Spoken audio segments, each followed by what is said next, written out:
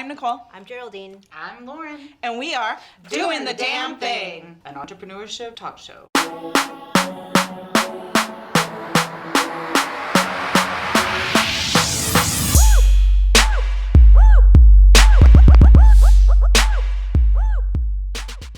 Hello, everyone, and welcome to our latest episode of Doing the Damn Thing. We are so grateful that you guys are here. Don't forget to subscribe by hitting the red button and ringing the bell. So today's episode is Serial Entrepreneurship.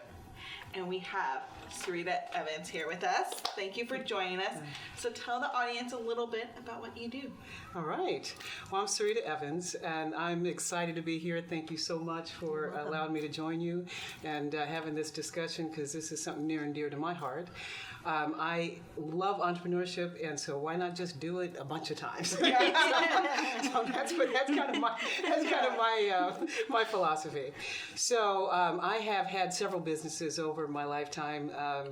So I don't know how much time we got here, but I'll pick the highlights. So the most recent ones. So I had a ladies workout gym in Pinole, and had that for 15 years. I just sold it, actually. So thank you. And got some new owners in there because I had some other ventures that I was looking to do. And so along with that, I have a mobile fitness studio, and it's another fitness type of business, and it's called Move Around Fitness. And I actually work with corporations, and we go out and deliver fitness and create wellness, and we actually deliver classes to the corporations, and people can come out on their lunchtime and just work out, and then when it's time to get home, they're all done, they're all energetic for work. And so that's my latest venture, and so that's kind of a new thing that I haven't seen a whole lot of. So it's been taking a lot of my energy and time to kind of build that up and get the word out. But people love it, and we're having a fun time with it. And then I also had an opportunity just recently to join a team of people, and we're going to be opening up a cannabis testing lab in Davis. And so that is really exciting. It's a little bit out of what I've normally done, but I still look at it as kind of health and wellness, because we're actually still looking to make sure that the product is safe. And so I consider that wellness, so it's still in the purview of what I've been doing. And I'm really excited. We just went out on our raise, and we're looking to open up probably by October. Wow, congratulations. Thank you. Yeah. And so we've already got our space, and just excited. So I'm doing both of those ventures and trying to stay focused and keeping my ears closed to anything new that's coming along. But it's hard to do. So Don't start another business. Well, when it comes to serial entrepreneurship, speaking of keeping your ears closed and knowing when to listen and when not to listen, I'm sure you've heard a lot of different perspectives on being an entrepreneur and being really busy or putting yourself in multiple places. Right. So what has that been like for you? Well, it's funny because being an entrepreneur, whether it's just a single entrepreneur or a serial entrepreneur, everybody has an opinion. Everybody has an opinion on what you should be doing and how you should be doing it. And while I appreciate that, and I think it's great, I love that, I'm pretty clear about what excites me and what I want to do, and what's in my vision and my goals. So, while I listen to that and I figure, can I learn something from that? I don't necessarily let it guide me as far as what I'm going to do and what I'm not going to do. Because what I hear a lot as being a serial entrepreneur is, well, I think you need to pick one and just really focus on that and just do that. And while that's really good, that's good advice for a lot of people, for me it doesn't work. If I did that, I think that I don't know that I would be as happy and satisfied as I am with this, being an entrepreneur. And so I tend to be pretty open to ideas, pretty open to new things coming along, and so it would be almost like tying an arm behind my back, and then trying to punch with one arm tied behind my back. For me, it would hamper me. And I know that about myself. And it took a long time to get there. It really did, because I bought into this for a long time now. I think I just should focus on one thing, because that's what people say. I should focus on one thing. Until I was working with a coach, and I said something like that, and they said, "Your genius, what you bring is vision And so, it's, the key thing is to have a team around you that, can help support you, but yours the vision. If you start shutting that down, then you're shutting down your genius. And I said, that sounds good to me. Oh, yes, I'm right. I knew it all along. That's right. So that's what I'm going to do. Yeah. But it made me feel okay about what I was feeling inside, because I really did feel like that. I was like, why do I have to do that? But everybody says I have to do that. Well, it's also like I kind of am a hybrid of both. Like there is a piece of me that really needs to have like one piece that I'm just focused on to help me really give my energy. But once I've gone through the process of getting to really know that business and I feel comfortable, or that whatever, I like to have the variety of different things because it keeps my mind moving and kind of jumping around, doing different activities, talking about different subjects. And I think that's part of the thing about our business as a marketing company, where it is one business, but we get to work with a lot of different businesses. So like it stimulates that need to have the everything. And I agree. I do think most people do need to just concentrate on one business, but I think there are people that have a certain groundedness about them that like clearly you do, where you can do that. You can be in one place, kind of check it at the door, be in the next place, check it out the door, and like have that 2 or 3 activities in a day. Well, I think you're so right. I think that this world has so many different kind of personalities, so many different people, and that's what makes us go around. And so there's got to be those that focus on one thing. I think there needs to be types like me that work in a couple of different areas at the same time. I think there needs to be people that are driven, just to do the task and to work for others. So like I don't even believe entrepreneurship is for everybody. So it's there's I taught classes at Women's Initiative years ago, and the one thing I would tell them in starting the class, because everybody came in with an idea, and I tell them, okay, this is great, but in the beginning, we're excited and we got these dreams, but as we go through, you may find that this isn't what you really want to do. That this is what you really want to do is just. You have the idea, you've got to explore it, but it's a lot of work. And you would just want to work for someone else and have a task and get it done. There's nothing wrong with that. That is totally fine. Or sell your idea. Or sell it your idea. idea. You can still make money. Yeah. I like the birthing of an idea. For me, I'm a mom to my core. Okay, so I look at this as having a child kind of. If I can find someone to raise that child, it's great. I love the early part of being pregnant, but I have these ideas, and I do feel like just seeing them through is real important to me. And then I'm got something else coming along. Yeah. So speaking of like children, so can you describe? So I was like, what is that word? So can you describe? Yeah, birthing and that whole thing, right? The thing my parents taught me to do. So what's the thing? Can you describe like your mindset a little bit with your first child, your first business? Because I know a lot of times as an entrepreneur, you sort of dive into your first business and you sort of what you're doing, but then you also are like, oh my goodness, I didn't know I had to know this kind of thing. Well, oh wow, let's see. The first business, okay, I had a beauty supply business, okay, and the way that I came about that is I was in Texas, and I was an account executive for a hair care product company. And so I would work with a lot of beauty supplies. And so I was exposed to it, and I thought, I can do this, and I do it this way, but I didn't really want to think like that, but I would my mind would go there as I'm working with these people. And so it's so funny because I got pregnant. And I wanted to come back. I was from Denver, so I wanted to come back to Denver and have my child in Denver. And so I thought, okay, I'm gonna, I'm pregnant now, and no one's gonna hire me when I'm pregnant. I've already decided that, And so I thought, okay, well, I'm gonna have to start my own business. So luckily, I had someone that was a distributor who I worked with quite a bit, and they were willing to help me out. So they said, we'll give you the products, you find the place, and we'll front you the products, and you can just pay us, And I thought, oh, that's great, because I had no money. Okay, so I not saved anything, and I didn't really know that was even a possibility. So I'm actually birthing a child and running a literally and business at the figuratively. same time. I never really thought about that until right this moment. It all happens here. California. Okay. So, so that's, that was my first business, and I didn't have where I thought I knew it, like I could do all this. I didn't have the slightest idea what I was doing. I didn't have a business plan. I didn't have any money. So it was really just the knowledge of the products, the knowledge of, who my customer base was. I didn't really think about it as a customer base. I just knew, who I'd probably go talk to.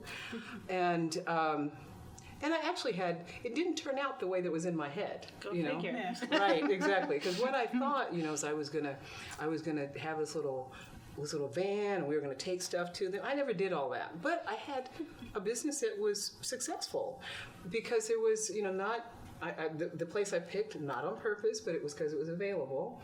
Just didn't have anything else around there, so people would come to me, and I was able to. And because I didn't really know what I was doing, I just I knew these people, I was going to make friends with them, so I think they liked coming around there. Yeah. So it worked out, but through that, I learned that this was kind of fun and exciting. Maybe I need a plan, okay, but it was fun and exciting to do. So just like having a baby, I didn't have a manual with that either. Yeah. And I didn't have a business, I didn't get it. They didn't give it to me along the way. Lost your address. Right, exactly. Maybe I moved and went to the old address, but so it was just like that. And it's just like, we don't know exactly what we're doing. Hopefully we have some mentors and guides around us, and with having a child, and with parents or grandparents or other friends that have children, but really, no two is the same. And so, it was a lot like that. So what are all the businesses you've had in your life? You told us now, but just through the chronological. Chapter 1. So I was a consultant for travel and entertainment. So for travel, for travel expenses, again, that came from me working for United Airlines, and I was an account exec. And when I left there, I knew that there was a lot of ways that corporations could save money on their travel expenses, and this was before the airlines gave any kind of corporate deals or there was mileage, but that was really for individuals, not for companies. And so they didn't give discounts to companies. They didn't have company contracts. It was only with agencies, and agencies got commission. So the agencies really, when you look at them getting commissions, they're almost like an employee of the airlines. So they weren't necessarily working for the corporations in that sense, because they were getting their money from the airlines. So it's long dated way back. Okay, so I was doing that, and when I left, I thought, wow, there's an opportunity here, because there's a lot of programs out there that I knew just because I was in the industry. So then I opened up a consulting business, and no one had ever done that. That I knew about. I mean, I did my research and I didn't see anybody. Now, maybe they weren't out there in the open, because I can't say this was before the internet. I don't want to age myself like that. Well, that's what I was thinking. I was like, but really, you had to do a lot more research than you do now. I remember the library. You had to work harder. Yeah, you had to go library. I remember the library. Look at books. So it had to make it to the books, right? So it was in those days. So I didn't know of anybody that did that. I should say that, and which is. It's a great thing to have an original idea. It is also a double-edged sword, because no one knows about that. Yeah. And so it takes a little more. It does take a lot. It takes a lot more to get people to hear you and expand their mind to something new like that. So I was in that mode, like telling them, well, I can save you, this amount of money, and they're like, I don't understand, and so save money? What? Right. So what I would do, so what I decided to do, and I came to a model where I will only charge you based on the savings I create. So I got some clients that way, and it's a hard way to go, to be the first one in the market. I always tell people, you don't ever want to be the first one in the market. It's just. But yeah, you did again later in life when you opened this. Did. I'm like, wait, you didn't learn that. I did not learn that lesson. Or you're just a great starter. So that was one of the things I did. I had the beauty supply, which I talked about. I had the women's gym. and You were in film? I did the company was Women's Independent Cinema. Again, fairly new idea. So where we would create it was a club, it was a film club. And so we would create a film that had a feature, a documentary, and a couple of shorts. These were all films that were created or co-created by women. So what we wanted to do is promote women in the entertainment industry, in the movie industry, because really there's a lot of films that are created by women, but what you see and what we know in the in the world, I guess, what we hear about, that really make it to any kind of theater I think it was like 4%, between 4 and 7%, depending on the year. So it's terrible. Yeah. So when there's so many films out there, so what we wanted to do is give women a voice, give women another vehicle that they can get their films out in the sphere. So that was a lot of fun. That was very different from anything else that I had done, and it was there was a few film clubs that were already established. There was one that was around conscious movies, not necessarily religious movies, but conscious movies. So there was a film club on that, and I was actually a member of that. So I knew about the concept. Yeah. See, this is a true entrepreneur when you're like you take the opportunity and then you're like, I can do that better, and you take off and go and do it better. Right. So there was that business, and then I had another business that I started. Again, it was kind of a new thing. I had finished law school. And I had no desire to be an attorney, but again, listening to other people around me, well, you got to go ahead and take the bar. You got to finish this. So I decided to sit for the bar. And as I was sitting for the bar, it was the most boring thing ever in my life, because I don't want to be an attorney. Okay? Right. If I wanted to be an attorney, it would have been really exciting. Right. You would have been passionate. But I wasn't. So I'm sitting there thinking, okay, how can I take this in? And I said, there's got to be a fun way to do this. And I actually looked down, and this is where I say, this stuff calls me, because I saw this board game that was like a study tool. And it was a game that students can play, through their law school, through classes and the law school part, but yet and still can prepare them for the bar. Mm-hmm. And all the rules. I'm not a game player. I don't even play board games. But I saw it. And I mean, literally, I looked down and I saw it. And I was supposed to be studying. So it didn't work out too well, because I totally got off on, squirrel. I started looking over here and then running after the game. And so I developed this game. And it was called Overruled. Wait, to clarify, there was a game in existence, but you made it better, or you just saw it in your mind? Saw it in my mind. Okay, got it. Yeah. Saw it in my mind. I created this game called Overruled. And I started working on it. And I got, started getting, I found somebody to put it together. I was working with the graphic artist to build the game. I explained exactly what I saw, and working with another attorney. And we were working on this thing. And then you start hitting the roadblocks that you always hit when you're, working on a business. And I set it aside.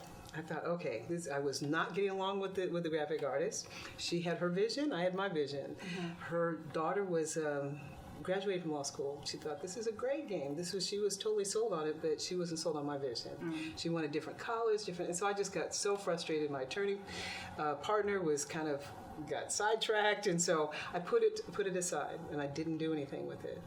Someone did, and that someone created a game. It looked exactly like mine, though. So it looked the same. It looked at the board. It was a board game. Mine was in a circular manner. Theirs was in a square manner, but it looked the same way, the way that it was laid out on the board. And their rules weren't exactly the same, because no one knew my rules but me. And so, but anyway, the rules weren't the same. But they created a game, and they took it to market. So I like to take credit for the part that I did in bringing it to birth. I believe an idea wants to be born, it's going to be born whether you do it or not. I didn't do it. Mm-hmm. They did. good for them. Yeah. You know, so, but I was, I think I had some little part of that thing coming Yeah. to, coming Well, to that birth. just, it sounds like it's come up a few times in what you were saying too. It just proves the point that to be an entrepreneur, you have to be passionate about what you're doing, because otherwise it gets hard and you're like, yeah. I don't feel like doing that anymore. Right. So just to like cement that in everyone's mind too. And I imagine those other people were really passionate about the law. Yeah. Yeah. I was not Or passionate. or board games. Actually, yeah, that's what I was saying. It doesn't necessarily, actually, even just being passionate, you could be just super passionate about money and realizing that this could make a lot of money, but having the passion to drive you forward, seeing that money or whatever, it doesn't actually, because I think about people who have like storage units. I'm like, are they passionate about storage units? They're probably more passionate about passive income, is what I Right. would think. Yeah, so. Right, exactly. I think So- that you're right. That needs to be that part of it, and to be able to key in on your values and what's important to you is, your culture starts from the day that you start the business. Yeah. So you want to be able to instill that. And I think that can help you when you're having a hard time. Yes. Is coming back to, what is it that got me excited about this? And what got me excited about this was because it came to me. I saw it. It was like such a vision. I saw this. And, but didn't have the passion about the law, didn't have the passion about the board Right. game. And I probably could have, I still believe in my heart of hearts, I could have made it work. Yeah. But I didn't. And so there's a lesson in that too. I didn't. I let it go. I put it aside. Yeah, I think that's And someone else didn't. They took it. And people talk about their ideas being stolen because they said whatever, and I was like, that's just so it feels so much better and freeing to think more abundantly. Where like, okay, great, but they did it and I didn't. Let's Right. be realistic And about also it. let's move on. Right? Yeah. What are you gonna- Exactly. Yeah. I had, again, listening to other people, I had attorney friends that, told me we should, go after this, and I was like, why? These, Should've I've just got, sold I've them got the other idea. ideas that I can work on.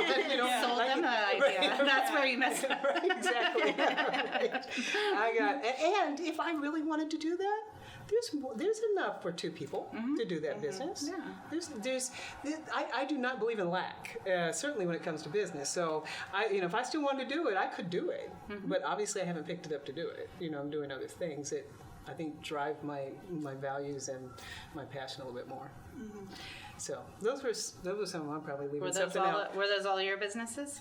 Yeah. They were all Yeah. they were all my businesses that I mentioned. Yeah, Yeah. They were all my businesses. Now, I say they're all my businesses. I couldn't have done anything without my daughter. Oh, that's Yeah. great. So she's 35 now, so it tells you how long back that was. That when I was birthing her and birthing the business, but. She's 35 and she's my partner and she is my support system, and her name is Sarita too. So you get two Saritas for the price of one. We both work together, and and it's funny because I'm kind of I think I'm kind of the visionary. I get the idea, and she's the executor. She gets it done. That's what we were talking about at the beginning, It right? was. Like Geraldine and I'm like, she's like, okay, we'll do it. Exactly. And it's beautiful because she believes in me and she believes in my ideas. Because my Move Around Fitness, when I'm telling somebody I'm going to get this bus and I'm going to gut this bus and I'm going to put a studio on it. Doesn't sound like really? Yeah, how's that going to work? And I used to get that. She never skipped a beat.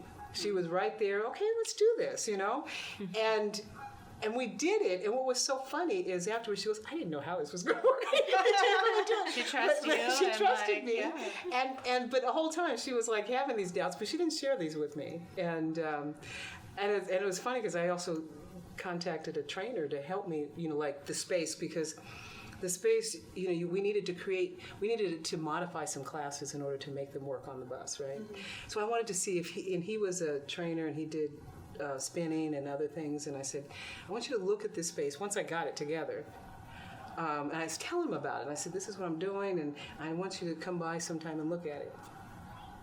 And when he came by, and this was, like weeks later, he finally came by, and he said, he looked at it, he said, this is genius. He said, because I'm going to be honest, when you told me, even though I didn't say anything, I did not believe there was any way this was going to work. And he said, I see it now. And so when people see it, they get it. Mm-hmm. They get it. It's fun. There's plenty of space. People enjoy it. And it's great. So yeah, I've thought a lot about it since I first met you and you were talking about it. But and another part of that story that I've thought a lot about which actually sounds like it's a thread throughout all your entrepreneurship is you told us the story of how you were at a stop sign and looked over at a bus and had this idea just come to you. Right. Yeah. Exactly. I mean, I literally was sitting there, I was trying to, I had the gym and I was, going through the same exercise that probably every entrepreneur goes through is how am I going to increase my profits, reduce my expenses? Mm-hmm. And I'm sitting there thinking, I'm at a stop sign, this bus pulls up next to me and I look over and I saw it. I was like, it was a city bus, but that's not what it looked like in my, when I looked over there. I saw this. I said, wow. Then I don't have to pay rent because rent's very expensive in the Bay. And it was going up, and I said, I don't have to pay rent. And I can, not have to have as many employees, I may not have any employees because I can use contractors at that point. And all of a sudden I saw it. It was just like, and I started putting it together. But when I tell people, I can tell you, most people they would tell me, I don't really get it. I don't get it. Yeah. Okay.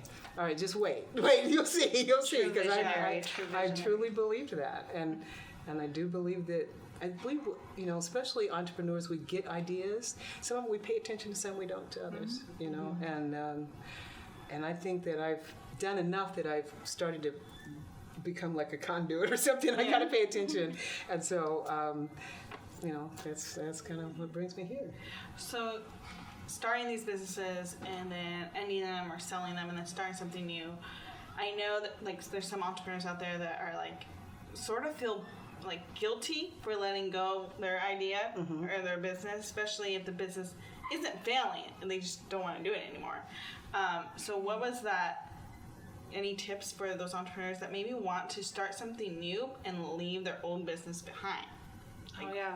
They feel they put so much, it's like a relationship where you're like, but I put so much work in this, I should keep going. And it's such a big part of my identity. Yeah. Well, I was guilty of that. With the gym, I had the gym for 15 years. I should have had it for 5, maybe 7. Because that's when it was at its peak at that time. And so I know that. And I understand that feeling. And I think that this is where it comes back to your values and why you started the business. So when I started the gym, I started it with my daughter. I didn't ask her. I told her, and that we're going to do this business, and this was for her. In my head, this was in my head. I had gone through a life-changing, experience, and had cancer, and was really given like a 50-50 chance. So I wanted to create a free future for her. Didn't ask her what that looked like for her. Yeah. I just decided. Okay. So I said I want to start a business that she can always have. So that was my goals. And I wanted to create a place, after I had gone through, and I was still there, and I wanted to create a place for women. That's the reason it was a women's gym, and something that had to do with being wellness. Something had to do with helping women feel good about them and their bodies. And so, and then my daughter being a part of it, having her legacy for her. So that was my goal. And I think I did that. Our vision statement was for the wellness of one's mind, body, and spirit, because that's what it was all about.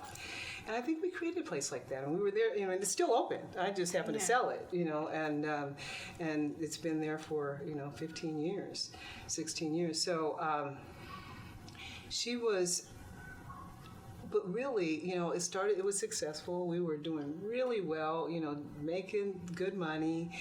And that was the time that I probably should have sold it and moved on. Because by then, okay, I'm around. I beat that 50-50 chance, So, okay, so now it's about business, But that was really, I don't think was, when I really look at it, was never about business. It was about her.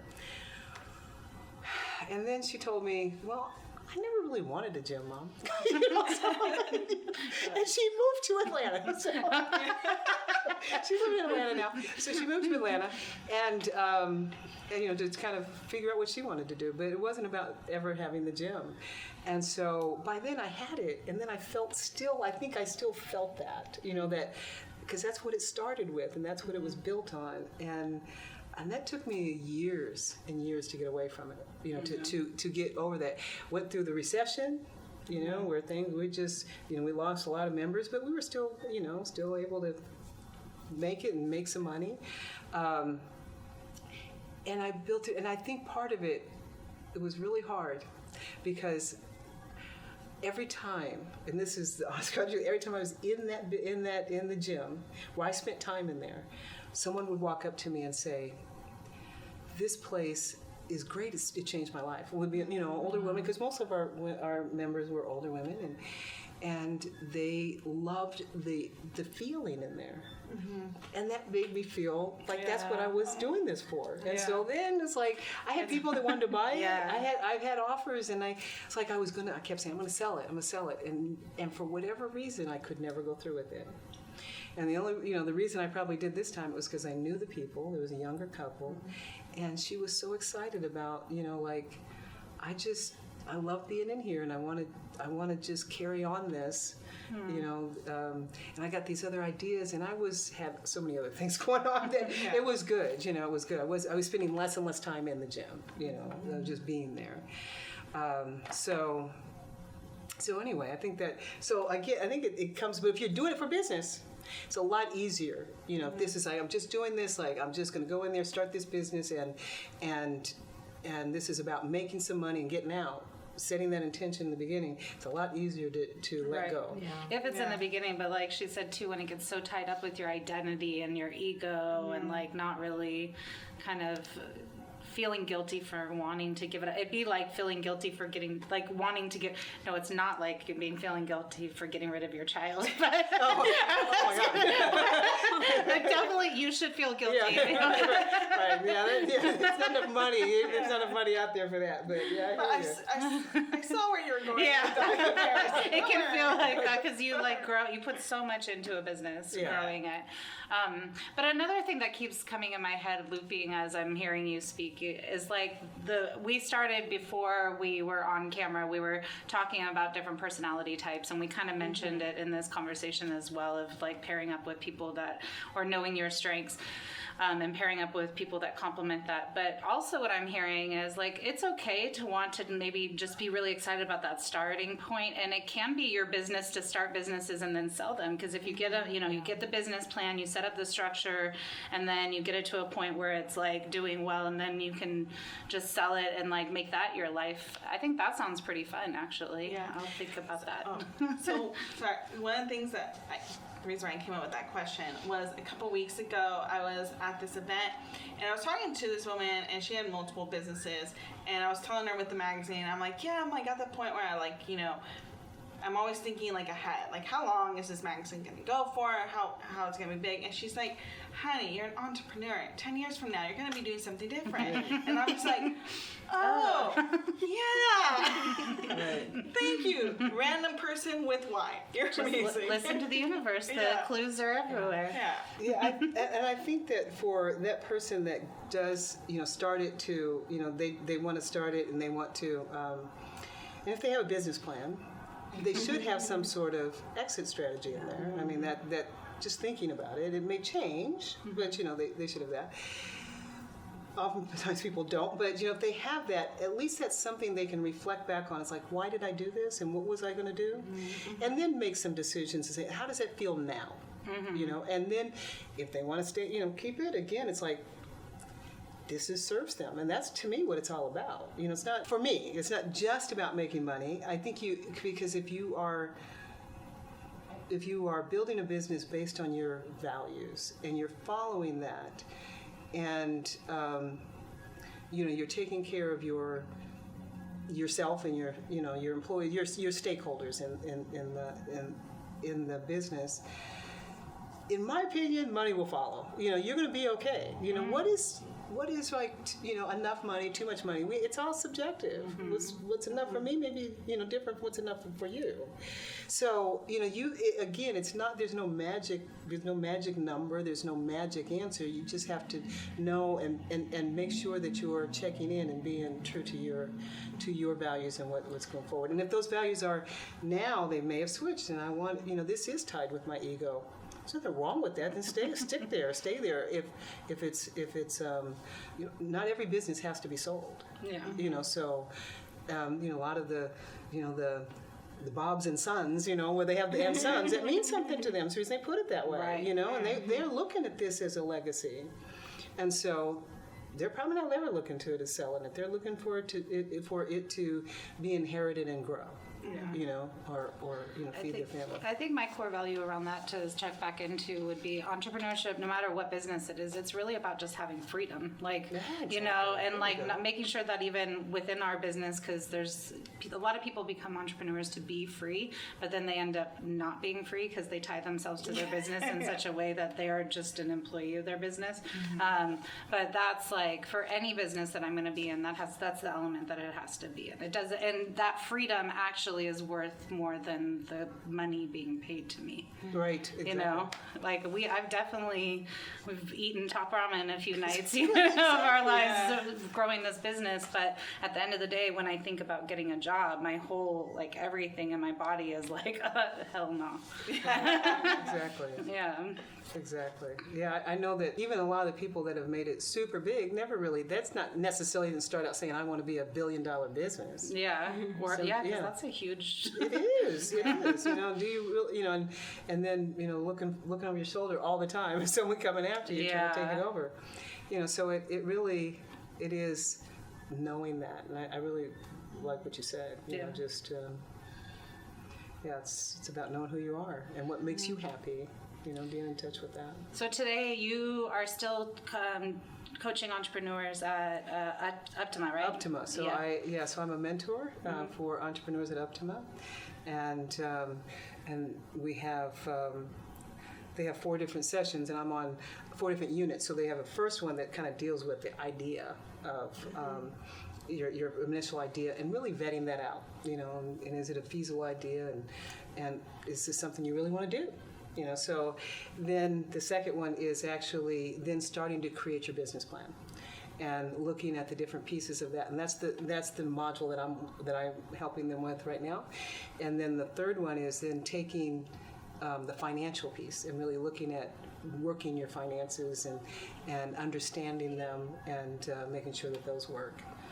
And the fourth one is funding, and then finding money. So making sure that your packet is ready for funders out there.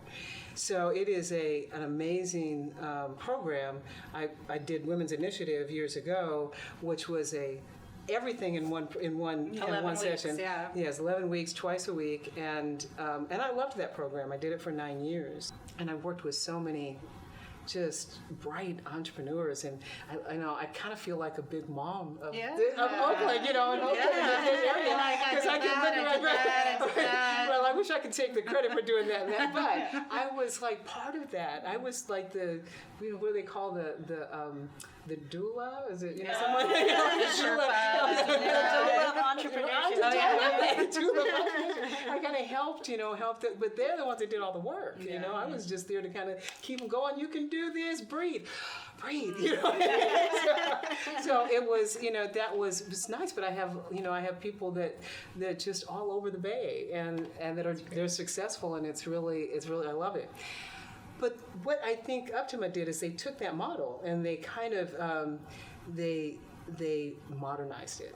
So I still do that. That's another thing I do on the side. So you help multiple entrepreneurs, and then you're an entrepreneur in multiple spaces. In multiple spaces. And I'm a true believer in volunteerism and giving back to the community. Yeah. So I'm also a mediator through an organization called Seeds in Berkeley. And so we do community mediation. That's the part of law that I like. So it's it's a win-win situation, not a court situation. So earlier you mentioned that not everyone is meant to be an entrepreneur. So to wrap this up, what are some traits that you think you need to be an entrepreneur? Because maybe working with these with these new entrepreneurs coming up with their business, do you ever see someone that's like, you know what, I think maybe you should have like a partnership, or maybe entrepreneurship is just not for you? I do. I do. I say it the polite way. I don't know. Right. The polite way. I do. And, you know, usually the way that I would be able to see that is looking at someone and seeing their, you know, like their organization. So I think organization is a strong piece that you need to be an entrepreneur. Not necessarily, you don't have to be the best organizer. I don't think I'm the best organizational, you know, based person. But I kind of get excited about the pieces of it, you know, and, you know, like doing some research and, you know, finding out what's out there and knowing who my, you know, my target market is and the things that are important to entrepreneurs, whether you have a business plan or not. Those are some of the things you need to know. And I kind of get excited about some of that, you know, learning that. So I don't have a problem learning that. You know, necessarily writing them down and creating, you know, like management systems around that. I like to work in teams. Okay, so I'm the one that needs a partner in that. Okay, so, and I know that though. Yeah. That's okay. I know that's not necessarily my strongest suit. So it is about organization, not that you have to be organized, but to be able to, you know, to recognize what your strengths are and what your not strengths are. I think that's another key, is knowing yourself and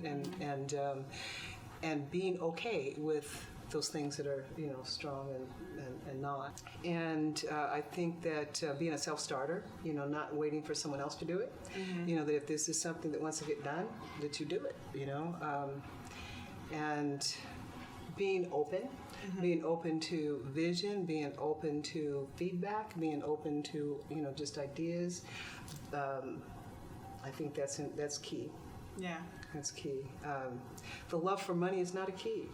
Everybody wants money, you know, so everybody needs money, and so, you know, some maybe want it more than others, you know, but I don't necessarily see that as the driver for being a good entrepreneur. Yeah, and I like the one being open, because I feel, again, sometimes as entrepreneurs, it is your baby, and, you know, like I have nieces and nephews, and I think they're the most amazing kids on the planet, and everyone else doesn't have amazing kids. I have amazing kids, but I feel like that's how entrepreneurs feel about their business. It's like, this is my business. It's not your business. And I think that could be so, you know, harming to entrepreneurship and to your business for not being open to just suggestions and ideas. Yeah. So, I definitely think you need to be able to deal with adversity, because it will happen. Sure. It's going to happen. And I have seen people, I think that's the biggest thing. I've seen people that just, they can't do that. They, you know, if it's not going right. I've had people that have been in class and has just broken down crying because they thought they had an original idea and they saw it somewhere. And that's when I said, believe me, you don't want to be the only one out there doing this. You know? You can take it from you for sure. You know, you don't. This is, and it's okay. There's enough. Yeah. You know, there's enough. Look how many people in this world, or just in this city. You know, so there's enough. And so I think that you have to be able to, if you get super stressed out, you know, because something's not going the way that you think it should go, then probably not the best thing. You might want to go to a system that's already set up, and that's working for someone else. So, you know, that's a system that's set up, and you just have to follow it. And some people are much better at that. Yeah, you know, and maybe come back. Like, you know, you can test entrepreneurship waters a few times when you're not always ready, but you got a little more of a perspective, then you can go back and then get a little more perspective. And, you know. So I always think that, you know, like, know whether you're a sun or a moon. They both have a really important, you know, impact on our lives, right?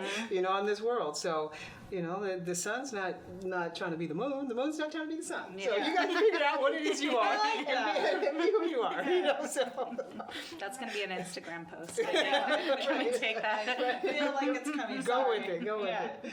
All right. Well, thank you so much for joining us today. We Thank really you. appreciate it. Any final tips for entrepreneurs out there?